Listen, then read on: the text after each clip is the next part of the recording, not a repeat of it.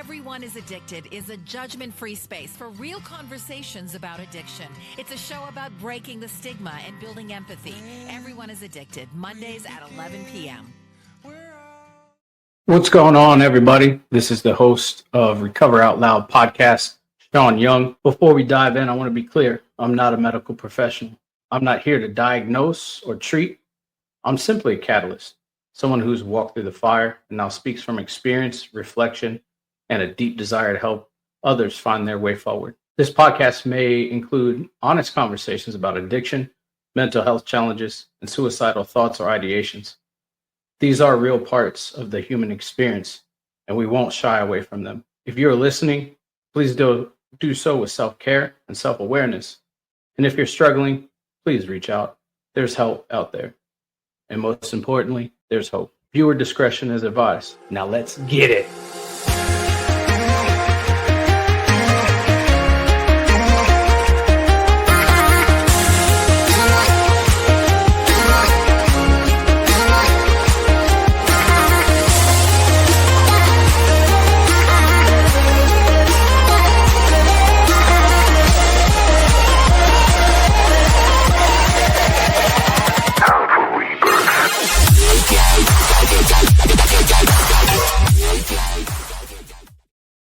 What's going on, everybody? Welcome to Recover Out Loud, episode 115. Today, we got a really awesome guest all the way from Anchorage, Alaska. My man, Hollis Versyp. How you doing, Hollis? I'm doing good, Sean. Thanks for having me, brother. Hey, thanks for volunteering to come and share your story, man.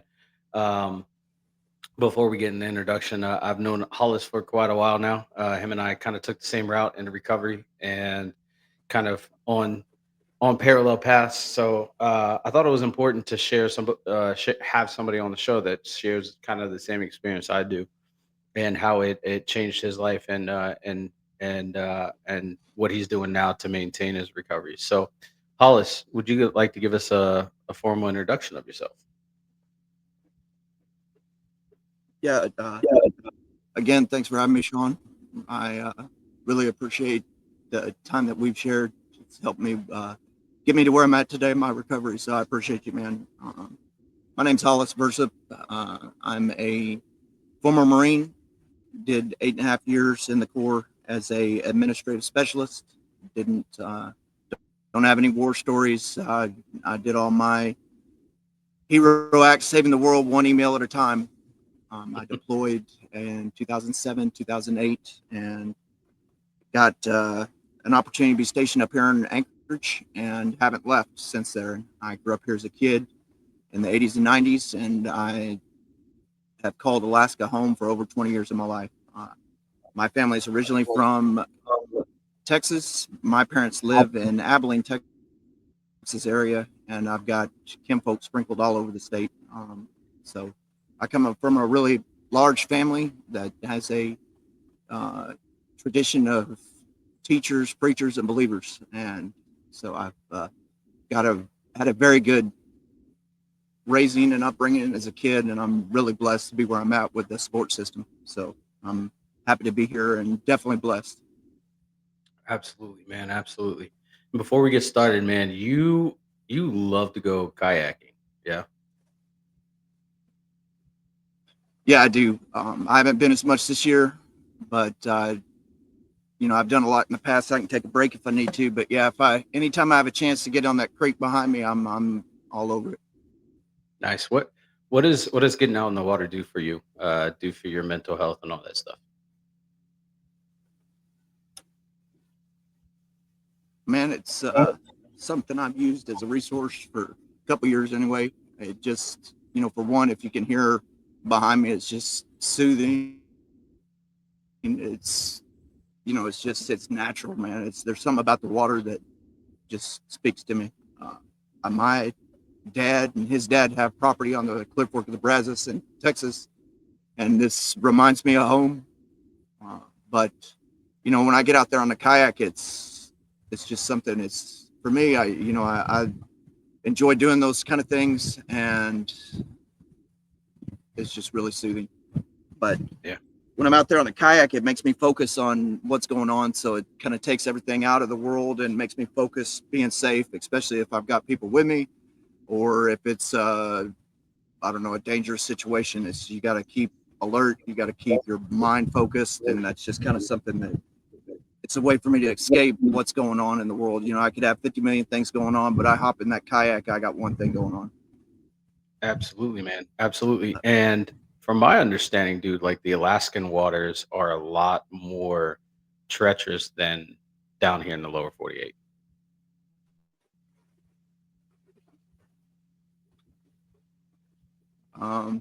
Yeah, they can be. It depends on where you're at. It's real easy to put yourself in a position here in Alaska that you're not prepared for. So, you know, right, this Campbell Creek isn't really anything dangerous to me, but it can be for somebody else. You know, like Yeah. there's just spots you could get in trouble here on this creek that nobody's at. You know, that's why there's a homeless issue here on the creek. Just because there's nobody in some of these spots, but you could walk 200 yards and you're going to be right in the middle of town. So it's that, I guess that's the urban dangers of Campbell Creek. But other than that, it's really, the waters aren't as dangerous. It's just when you get in trouble where you're at, it's in a remote location and you ain't going to be able to have help there as quick as you would. Yeah, absolutely. Absolutely. All right, we're going to go ahead. We're But going to dive I into. mean, I try not to put myself in those situations. Yeah. Yeah. Yeah. I can imagine. Yeah, no, I'm sorry. There was a delay. I didn't want to, my bad, Sean. You're good, man. You're good, man. No worries. No worries. We're having fun here. We're having fun here. So, we're going to dive into your story real quick, man. And, so why did you join the Marines? You, you you could have joined the Army, you could have joined the Air Force, Coast Guard, Navy, but you chose the Marines. Why'd you choose the Marines?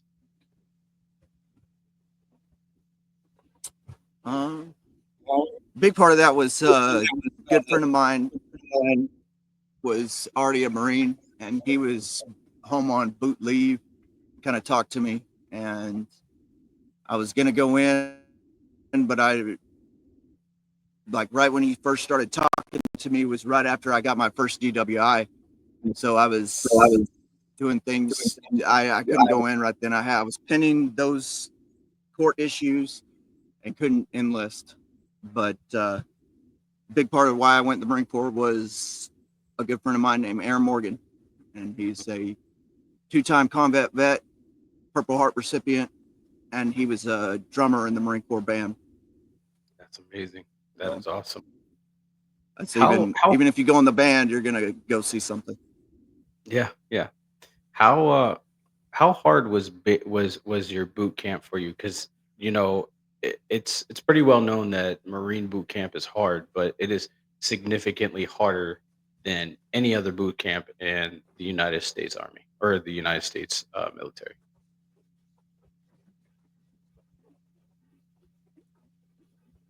Well, for me, I just went and did it. It wasn't.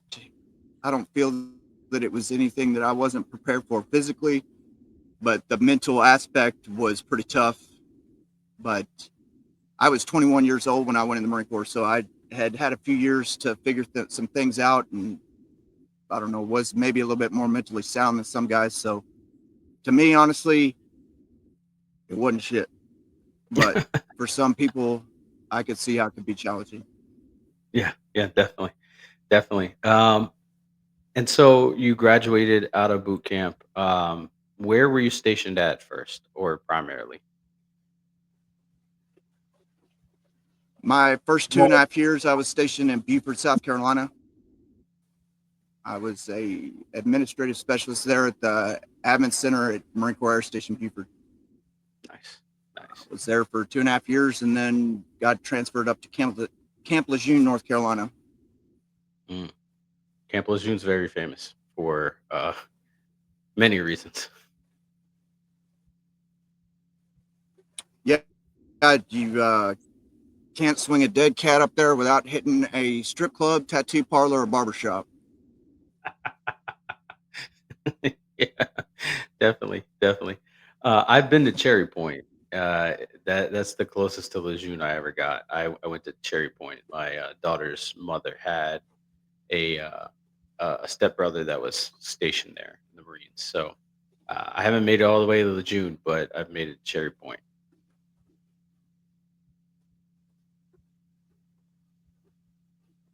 So Yeah, I had some buddies go that ahead. were stationed up in Cherry Point. I went up there a couple times, but really Yeah, just kind of stuck in Lejeune.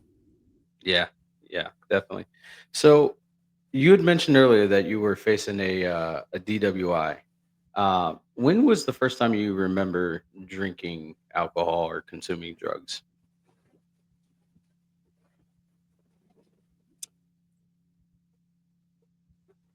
Well, the first time I ever had a beer was a Keystone Premium out in some pasture right outside of Mansfield, Texas. And I think I was a sophomore in high school, so I would have been just about turned 15. Yeah. What what what about that experience like stands out to you? Is it just like the fact that like you were just there, you're having that beer, and in that moment, like things kind of disappeared, or was it like kind of like a moment of becoming of man or what have you? Well, I think it was a lot of curiosity. There was just kind of the experience, but I mean, there's a lot of reasons why I remember that time. Uh, for one, I don't think I've ever seen a fucking Keystone Premium since then. Um, I don't know if they exist or if that was like it's some unicorn. I don't know, man, because it's all the blue can. I've drank a lot of Keystone Light, but never another Keystone Premium.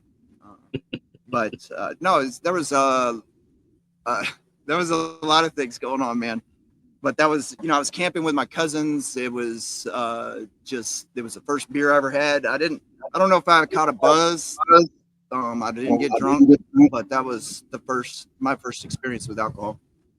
Okay. Now, was that a moment that would catapult you into drinking heavier, or was that a standalone incident, and then you would start drinking a little bit heavier later on down the road?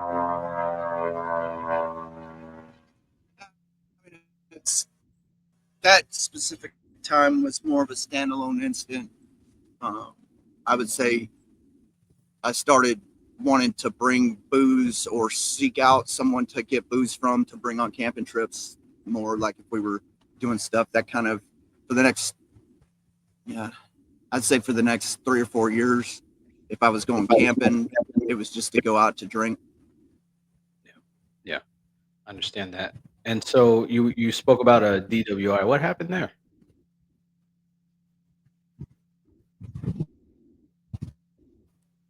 That was New Year's Eve of 2001. So it would have been January 1st of 2002. I'd been out with some buddies uh, from high school, and we went out to some bar, or it was a downtown after night Tejano club in Abilene. Uh, so we were driving from Abilene to get back out to where we needed to go, and the girl that I'd gone out with, she was driving, but then she got drunk, so I was driving, and we just got pulled over on the way home. I got a DWI. The cops let her parents come get her, and then I went to Jones County. Oh, wow. Wow. Goodness. And so one of the things that I like to Yeah, I mean, it was. I didn't. go I didn't have any reason to be driving. That was. Yeah, I don't. That was. I don't know. I was a young kid. I don't know. It was. I think that at that time I was just worried about myself and that girl in the car driving. I didn't think about any of the other people I was putting at risk getting behind the wheel. So it was just, the only.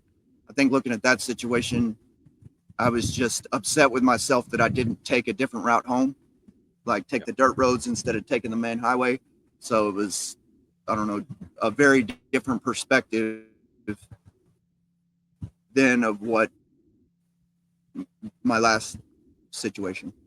Yeah, yeah, definitely.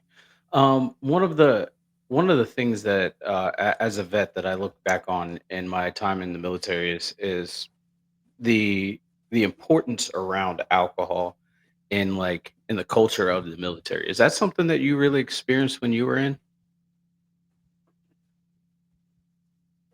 Oh, absolutely. It was, I guess, I don't know, it would be where I got my doctorate in drinking. I mean, I got my bachelor's in the different colleges going to, and then I really got my PhD in the barracks.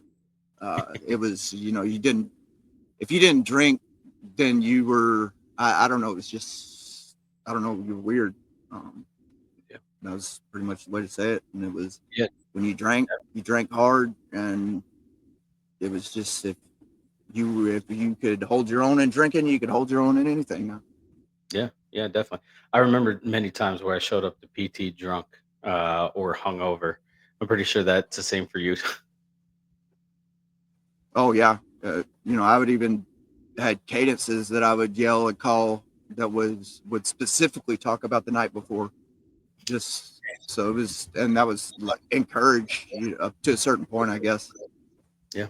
Yeah, definitely. I think one of the biggest things is like when you go to like a formal event, you guys have the Marine Ball, and the Army, we had a bunch of different balls. But the Marine Ball, I've seen videos and that shit gets wild as fuck. Oh man, that's crazy. I think I haven't been to the birthday ball since the year after I got out, but every year that I went, man, I would go and get a brand new gas can from the convenience store, Yeah. and fill it up with a fifth of Sailor Jerry and Monster Energy drink. God damn. And it would sit under the table of wherever I was sitting at. It's gracious. Dude, that is insane. Holy shit. Yeah. Hey man, I mean, that you guys had Yeah, that. so we would get a little crazy. Yeah, you guys had that, and I played Edward 40 hands and when I was in the Army. And if anybody doesn't know what that is you strap a 40 up to your hands with duct tape and you just go, or 100-mile-an-hour tape, and you just go at it. Um, we're not here to glorify drinking, just let you know. Just sharing a little, No, not at all. sharing a little bit of war stories here. So, um, what eventually led to you getting out of the Army? Did you eat, or the Marines? Did you ETS? Did you get medically separated? What was it? No, I just got out up here. So as I shared earlier, I grew up here in the 80s and 90s, and when I moved back up here in 08, I ran into my wife the first weekend that I was in town, and we started dating shortly that year. And so when I got out in 2012, we just stayed up here. Her family's from here, you know. It was just easy for me to stay up here. I would say that if there were not situations that I got myself in due to drinking, I probably would have reenlisted. When I got out, I was in the zone for staff sergeant, but I'd gotten passed over because I hadn't completed a MOS school. So it was, I tried to go to that school, but they sent me back because I got in an alcohol related incident there. Gotcha. So that essentially, I didn't get promoted to E6 and just got out. Gotcha. Understood. So you get out of the Marines and you start doing life in Alaska. For anybody that doesn't know, life in Alaska is a lot different. Not so much different than life in the lower 48, but it's a lot different, right? The winters are a lot harsher. The summers are a lot more beautiful than you'd imagine. But also there's a lot of wildlife, and the police on the population there. What what did you continue, or did you something else? Because I know that weed is there, recreationally and medicinally. What was your drug of choice up there? Uh, when I got out of the service, Yeah. drink it. Went there for, I mean, it really depended on where I worked as far as employment. But, you know, I mean, I smoke pot. It's legal. So I don't have any issue doing that. But it just depends on my employment. If the employment doesn't drug test me for marijuana, then I'm cool with that. So, but my drug of choice as far as using was always drinking. Drinking might lead to an 8-ball, but that was always, it just depended on the friends that I was with. So I was never actively out there trying to go do some cocaine for the evening. But if some friends that I was with, that's where they wanted to go, I would do it. But that was only after a long day of drinking. Yeah, definitely. So earlier, before the intro, before Hollis gave his intro, I said that him and I have kind of the same recovery path. And I'm going to ask about that. So, what was the incident that led you into Veterans Court?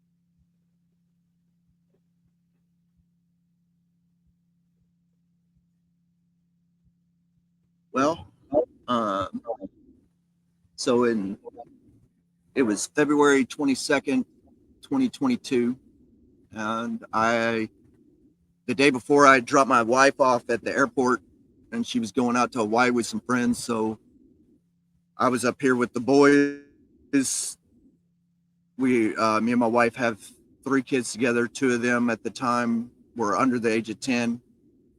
And so they were over at my mother-in-law's house, and I had gone out to a really good friend of mine's wedding and got blacked out drunk, left the wedding, and got in a car accident that at the end of it, I woke up the next morning facing 2 felonies and 3 misdemeanors. Yeah, definitely. So that at the time, I was charged with my second DUI, charged with 2 felonies due to a hit and run. And the misdemeanors were I don't know, whatever associated with the others. I don't remember because I'd have to look at the court stuff.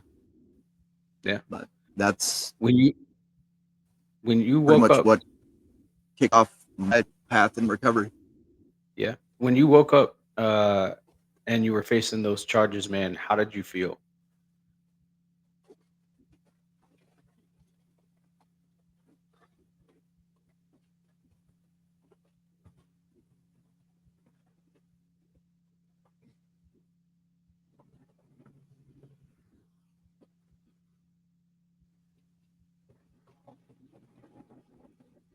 Well, I can honestly say I didn't know how to feel because the 2 charges that I was facing were, one was aggravated assault with intent to cause injury using a vehicle as a weapon, and the other one was leaving the scene of accident without assisting the injured. So when you read that, that made me feel like a big piece of shit. To be honest with you, I didn't know if the lady that I hit was hurt. I didn't know if she was dead. I didn't know, man. So, yeah. I can imagine. So that was, I think, a big relief in that situation was hearing her voice on the phone, because she had called in to get, she had called in for my arraignment. So hearing that she was alive and okay and didn't even have to go to the hospital was very relieving.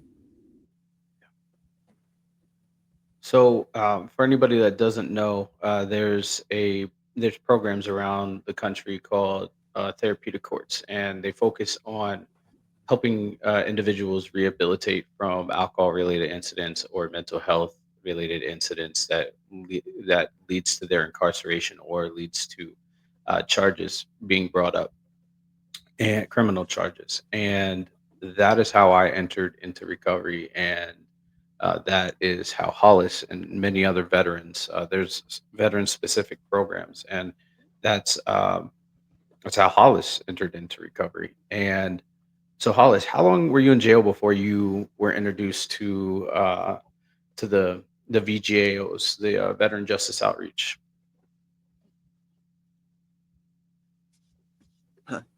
So I have actually a different story as far as how I came into vet court. Okay. And I think I had like, I don't remember, it's 3 or 4 days in jail where I got bailed out. And then I went a year before I even got into vet court. I think I went 9 or 10 months before I went and talked to one of the folks there. And that was just me. I walked into the DOM and was asking questions about vet court. And so that's, I was already a year into sobriety and had already done a lot of different things before I even got into vet court. Absolutely. Absolutely. So what was your experience like in vet court? Because everybody's is different. I know mine is a lot different than everybody else's. What was your experience like in vet court? Um, yeah, I gained a lot of tools. For one, I was able to, I'm really blessed, man. Court gave me just the opportunity to not have those felonies on my record, and that was the main reason why I got in there. That was my ultimate goal to go in there, was to come out with felonies, to have the right to carry a firearm, to still have the right to vote, to still have the right to do a lot of things that a felony takes away. And so I will be blunt and just straightforward that was 100% my intention. I didn't care about the recovery aspect. I didn't care about the mental health aspect. I gave zero about that. My main goal and focus was to come out and,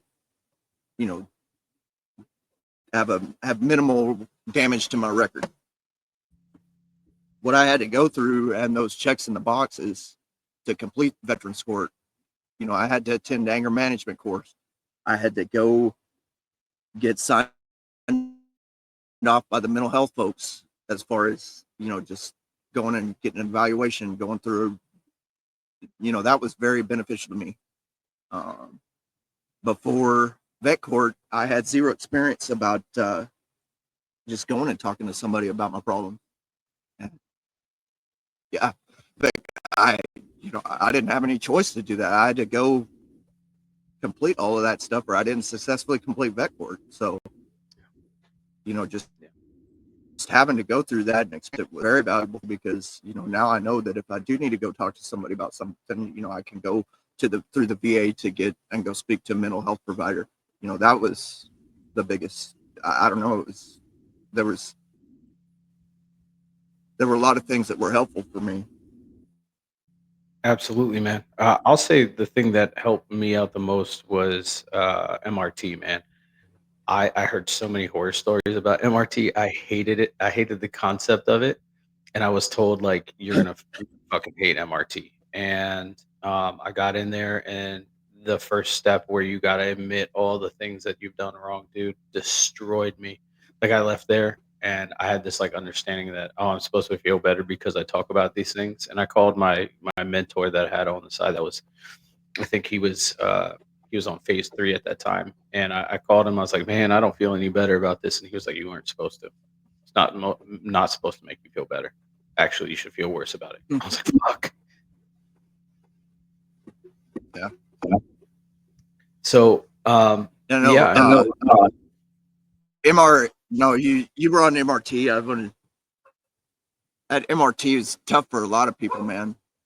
And I think, I don't know, I had to do it, or I wasn't gonna be. MRT was what held up my graduation, just for whatever, me fooling around and not doing the stuff I needed to do. But I had a little bit.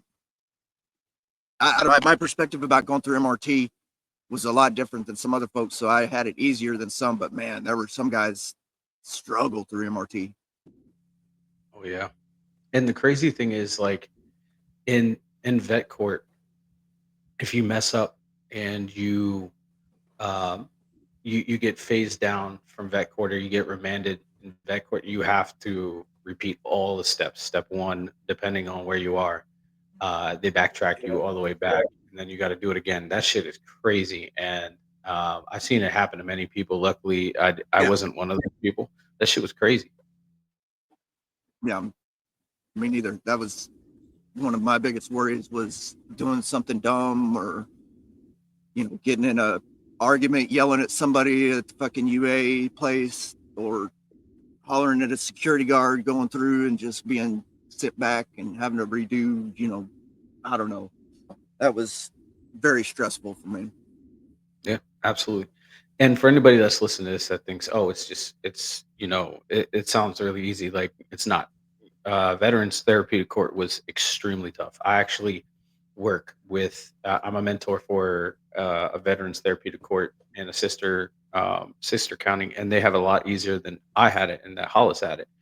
There was UAs multiple times a week, sometimes up to 7 days a week. You had to attend, AA certain amount of time, or NA depending on your drug of choice. You had to go and do group therapies, individual counseling, and then maintain your physical health. They put all of it in your hands to be as successful or as unsuccessful as possible.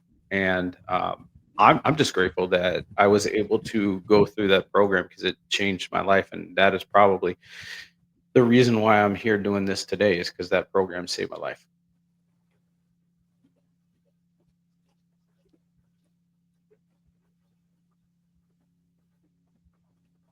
And Oh, so absolutely. yeah, yeah. I Go ahead. definitely. Oh, I'm sorry, Sean. No, you're I good. wouldn't Go be ahead. here talking to you if I hadn't gone through some of those things, man. So Yeah, absolutely. And so I met Hollis. I was doing holding facilitating a process group, and I saw him in the Hollis that I met when he first came in, and the Hollis that's sitting right before us now is a completely different person, and I'm so grateful to have met him. Now, there is one instance I kind of want to talk about, because this is my way to process through it. I'm not going to name any names, but you already know. We had a participant in the program that ended up killing himself. And I know that that took a big toll on you, and it took a big toll on me. How did that affect you?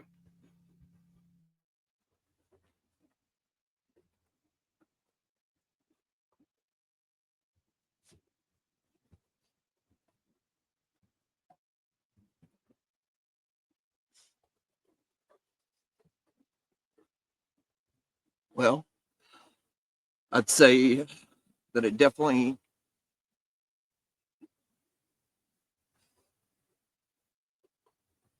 makes it. I'd say now I think about when I see some of my friends struggle, and kind of some of the ways that he was, makes me reach out a little bit more. But how it made me feel then was like I should have reached out more. You know, maybe put myself out there more, and like, instead of making vague, like, oh, open invites, it's like direct invites. Like, hey man, why don't you come? Like, you give a group an invite there for you. I'm gonna do this, I'm gonna do that. But then actually going, snatching him up and saying, hey dude, let's go do this, let's go talk about this. I should have done that. But how that made me feel, made me beat myself up about not doing that stuff. But it also gave me the experience to, I guess, not beat myself up, because that's happened since then. I've had somebody close pass because they killed themselves since then. But you know, but I don't know. It definitely made me beat myself up for not reaching out a little bit more, and that's something that I do now, or try to a little bit more. Yeah, absolutely. Same here. I reach out to people, and sometimes I get the I don't need to be checked up on. I'm like, okay, all right, I understand where you're at, and that's okay. Um, Yep. Yeah. And that's rough too. That's rough because it's almost like a denial. Like you're doing a service for somebody, and then they're like, "I don't even want it." And it's like, "All right, well, fine, cool."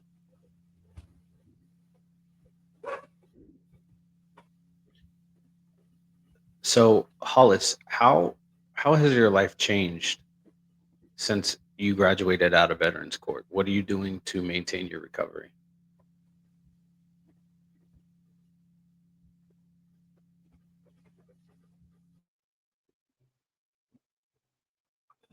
There's a big relief that goes off your shoulders, I guess, when you're leaving that courtroom. Uh, so that was a good day. But you can look at my you can look at my performance evaluation at work and see exactly when I graduated vet court, I bet, just because of the way, I've been able to handle things there, the way that I've been able to deal stuff here in the house is, it's a lot less stressful. The tools that I've gained from going through vet court definitely helped me in a daily life. But man, life is good. It's good to be free. Absolutely, absolutely, I agree. It is a good feeling to be free, and it's a good feeling to not have something looming over your head that if you're driving down the road and you get pulled off, pulled over by the cops, you're not like, shit, okay, they're coming to get me. Now it's like, okay, well, Mm-hmm. what I do wrong now, officer? Was I speeding a little bit? Sorry, is my tail light broken? I'll get it fixed. Yeah, now it's yeah now you can yeah. I don't know if it's me. I drive around wishing that somebody would pull me over, but Yeah, yeah, being like, hey, there's nothing wrong with me, I promise. Definitely, definitely. But yeah, Hollis, and I'm not there doing nothing. yeah, yeah. Hollis, before we wrap this up, man, what are three things that you are grateful for today?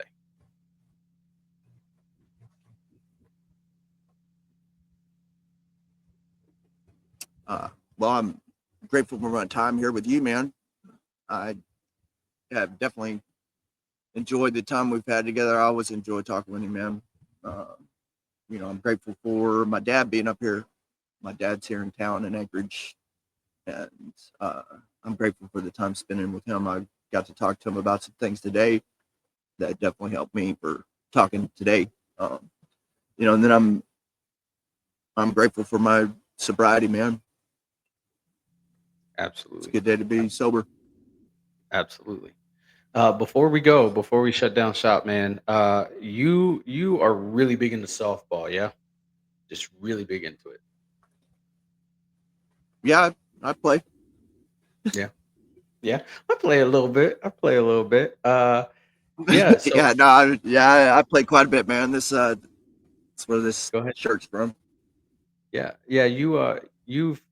You've kind of stood out, from my understanding. You've stood out in the league for how you approach your recovery and just how open you are about your recovery, man. Like from my understanding, that's what it is, man. And I just want to say, man, that is awesome coming from like a culture where drinking is pretty predominant and synonymous with baseball or softball. Um, that's pretty awesome, man.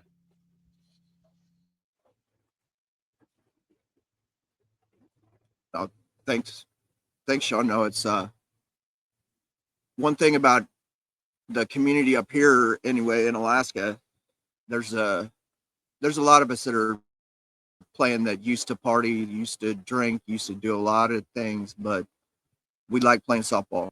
And so when I got sober, all of those folks just kind of came out of the woodworks, and they're a big support network for me. So I'm definitely blessed. I was introduced to the clean and sober. So it's a softball community, and I've had the opportunity to play in a couple tournaments, and that's if you I think that anyone that's in recovery can experience that. Those tournaments that I've been to, it's awesome. Probably some of the best moments I've had playing ball, and it's definitely some of the best things that's happened to me in recovery. That's awesome, man. That's awesome. Have you been able to play against the paraplegic team? Oh yeah, the amputee team. Yeah. Yeah, they. I was there the first year they came up here to Anchorage, and I think they should be back next year. But yeah, I got the opportunity to play against them. It's pretty cool. I wish I'd have the opportunity again to play again against them, because when I played against them, I was drinking pretty heavy. So I don't know. It was I wasn't exactly sober the whole time. So that was it would be nice to do it sober. Absolutely. Absolutely. I got to meet them in 2021 when they came up. I when they opened up the tournament, I was with music therapy and we did the national anthem as they came in. So that was pretty awesome. That was a cool experience. And then we got to play with them the very next day. Like they came over to the hospital and we did some little music therapy stuff with them. So that was really cool, man. But I want to take a moment and say, Hollis, thank you for sharing, man. Thank you for the vulnerability.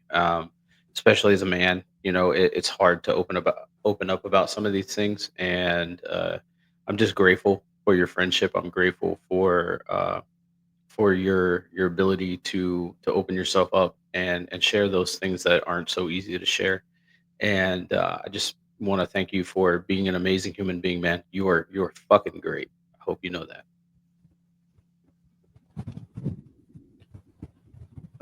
Thank you, Sean. I appreciate your friendship, dude. There's what you did to set up that alumni group there was very beneficial for me. Uh, I was able to share some things in that group that I'd never shared before, and that was good. I'm very grateful for that safe space that you provided for us. That is still there for veterans now. So thank you for that work that you did, man. I appreciate you. Absolutely, absolutely. We all need to feel safe, and one of the reasons I created that was because some of the participants when I graduated that were still younger said they don't feel like they can relate to civilians because they don't have that history of being in the military and like some of the PTSD and traumatic brain injury stuff that we go through. And so I wanted to create that space for people, for veterans to come and be able to be open and be vulnerable and not have to worry about somebody looking at them sideways because they said some shit that they didn't agree with. So I'm grateful for you guys. I started it, but you guys kept it going because just a little something. I got told I had to meet the numbers, and if I didn't meet the numbers, y'all wouldn't have had the meeting. So yeah, you guys definitely knocked it out of the Yeah. park, and I'm grateful that that program and that group is still going strong today. It's very important for us to have that safe space.